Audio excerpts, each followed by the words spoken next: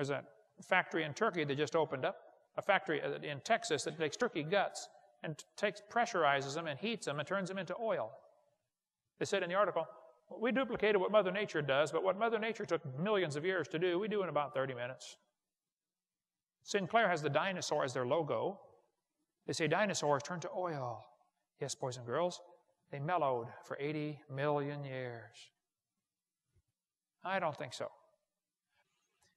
I have a theory about the oil. Now, here's my theory, okay? I believe about 6,000 years ago, God created everything. 4,400 years ago, there was a flood, okay? In that flood, lots of critters and people drowned. They got buried by the gravel and the rocks and the mud and the sand, and it got pretty heavy after a while, and it squished them into oil. So the oil's down there today from the people and animals that drowned in that flood. Which means if you stop and think about that, you drove over here tonight on some of your ancestors. Well, Noah's uncles anyway. Next time you're at the gas station, pumping them in there, you can say, bye, Grandpa. You should have listened to Noah. He told you it's going to rain. I was preaching in Denver one time, and some guys came and they said, Hovind, we know you teach the earth is only 6,000 years old. We'd like to prove to you you're wrong. Would you come with us, please? I said, sure. They took me to this big freezer in Denver, outside of Denver in Lakewood. It's the National Ice Core Laboratory. 36 below zero in there. They put this big suit on me, big hat, big gloves, big boots. I was freezing in 5 seconds when I walked in there. I got Florida blood, you know, it's real thin. They said, Hovind, we go to Greenland and we drill holes through the ice. You know, government job. And we take this big pipe, we drill it down in, and we bring this ice core out of the middle of the pipe, and we save it in this big freezer here in Lakewood, Colorado. We have 10 ice cores stored in this freezer.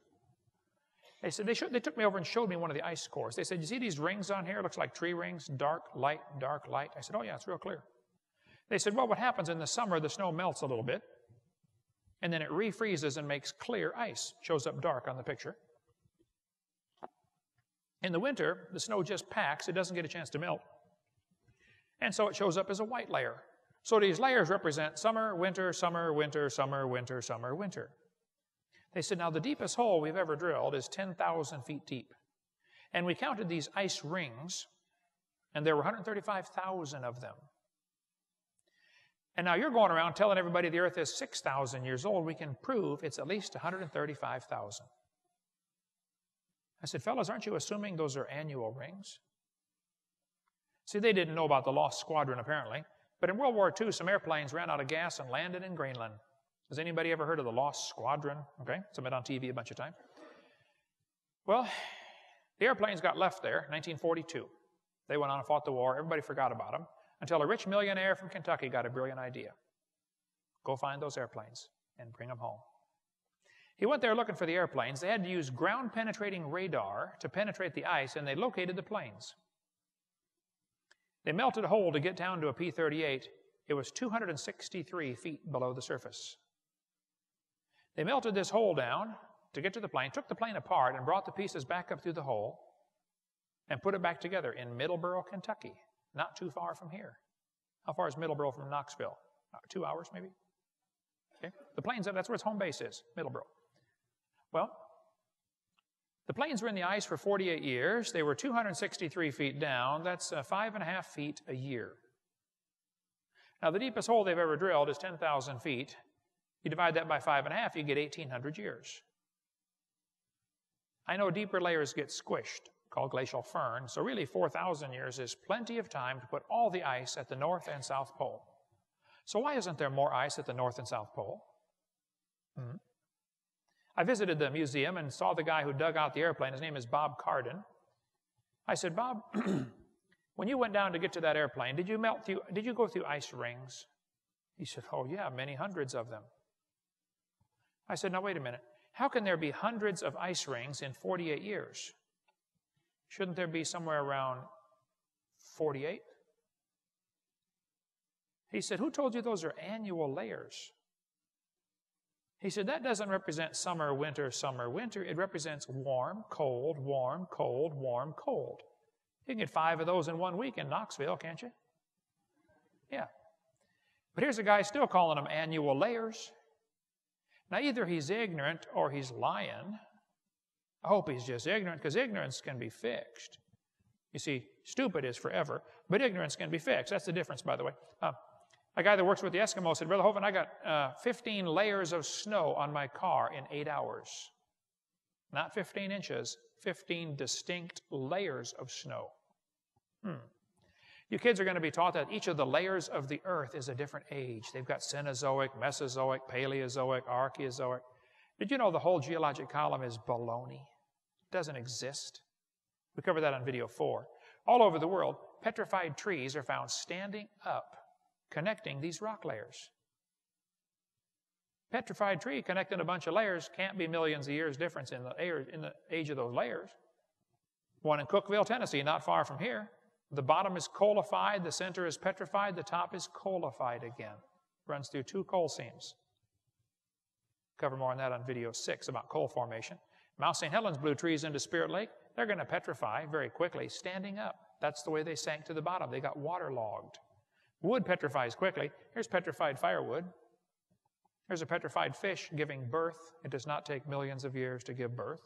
Petrified cowboy boot with the cowboy's legs still in it. The article's on the table down here called The Limestone Cowboy. The Mississippi River is depositing sediments at the rate of 80,000 tons every hour. 80,000 tons of mud comes down and dumps off around New Orleans, and that delta is growing larger and larger. They studied the delta pretty carefully and say it probably took about 30,000 years to put all that mud out there in the delta. Okay, well then I have a question. If the earth is millions of years old, why isn't the whole Gulf of Mexico full of mud by now? They'll say, Hovind, it's 30,000 years. That proves the Bible's wrong. The Bible says 6,000. I know, but see, I've got a theory about that. Here's my theory. I believe 6,000 years ago, God made everything. 4,400 years ago, there was a flood.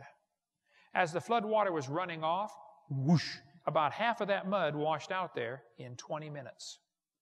So it looks like it took 30,000 years to get the mud out there. It took about 20 minutes. And then 4,400 years since then, okay?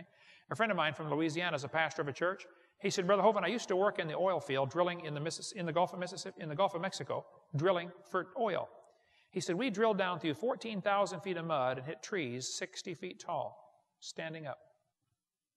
60-foot vertical trees under 14,000 feet of mud. More about that on video 6. Here's a picture of the oldest tree on the planet. It's called the bristlecone pine.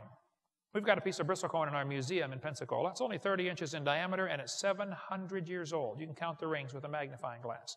It grows real slow. Now, tree ring dating is not an exact science. Trees can produce 2 rings a year or 3 rings a year, okay? And be very careful about tree ring dating with overlapping sequencing. We cover more on that during Q&A time if you'd like. But the oldest tree in the world, this textbook says, is 4,300 years old. Earth's oldest organism. That's a pretty old tree.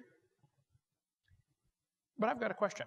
If the earth is millions of years old, why don't we have an older tree someplace? Why would the oldest tree be 4,300 years old? I have a theory about that. Now here's my theory. I believe about 6,000 years ago, God made everything, and 4,400 years ago, there was a flood. And so I predict the oldest tree ought to be somewhere around 4,300 years old. It is. Wow. Maybe that Bible's right, you know? Maybe you ought to read that thing and believe it. Here's a picture of a coral reef. You know, the largest reef in the world's in Australia. I had a call from a church in Brisbane one time. They said, do you want to come preach over here in Australia? I said, I need to pray about this. He said, yes. I took my whole family over to Australia. My daughter and I got to go scuba diving at the Great Barrier Reef. It was incredible. Some of the reef was destroyed during World War II by ships and anchors and bombs and stuff like that. So the environmentalist wackos went out there to see how fast it grows back. They watched the reef grow for 20 years. It was a government project. After watching it grow for 20 years, they said the reef is less than 4,200 years old. Okay, well then I have a question. If the earth is millions of years old, why don't we have a bigger reef someplace? Why on earth would the biggest reef be only 4,200 years old?